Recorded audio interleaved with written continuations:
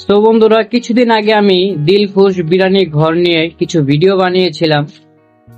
তো সেইখান থেকে কিছু কমেন্ট আসছে যে সেইখানকার কাচ্চি নাকি একটু সমস্যা, মানে খেতে ভালো লাগেনি। তো আজকে আমি তার জন্য কাচ্চিটা আবার নিয়ে আসলাম দিলখুশ থেকে।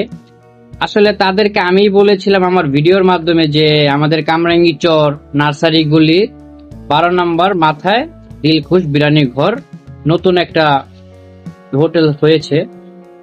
তো সেখানে খাওয়ার আমন্ত্রণ জানিয়েছিলাম যে সব জায়গায় তো খান, তো এখানে একটু এসে ট্রাই করেন। তো কিছু ভাইয়ের আসছিল, ট্রাই করে গেছে।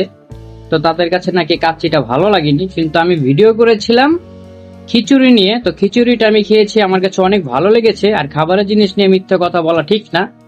তো যেহেতু কাচ্চিতে সমস্যা, তো আজকে আমি কাচ্চি নিয়ে আসলাম দিলখুশ থেকে আবারও। তো দেখা যাক কাচ্চিতে কি সমস্যা, তো খেয়েই বোঝা যাবো কি সমস্যা আছে।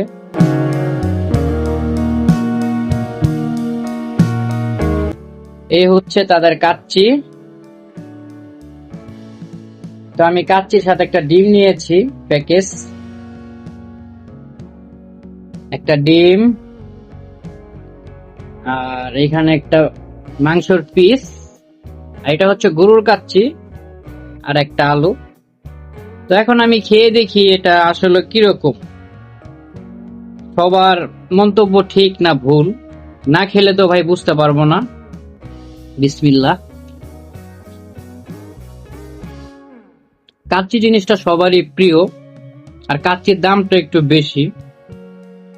তো কাচ্চি যদি ভাই মজা না লাগে তাহলে তো ভালো না বলবেনি, স্বাভাবিক। এই দেখেন তাদের এক একটা পিস খুব মানসম্মত।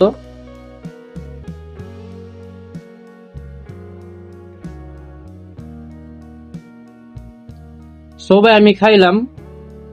আর খাবারের জিনিস নিয়ে মিশা কথা বলা ঠিক না, যেহেতু এটা আমার একটা রিজিক। তো সত্যি কাচ্চিটা কিন্তু খুব মজার। তো আপনার কাছে কেন ভালো লাগেনি সেটা শুধু আপনিই জানেন।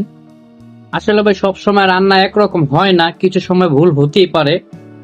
তো আমি আপনাকে আবারও বলবো, তো আপনি নেক্সট টাইম আবার আসেন, এখন খেয়ে ট্রাই করে দেখেন খাবারটা আপনার মন মতো হয় কিনা।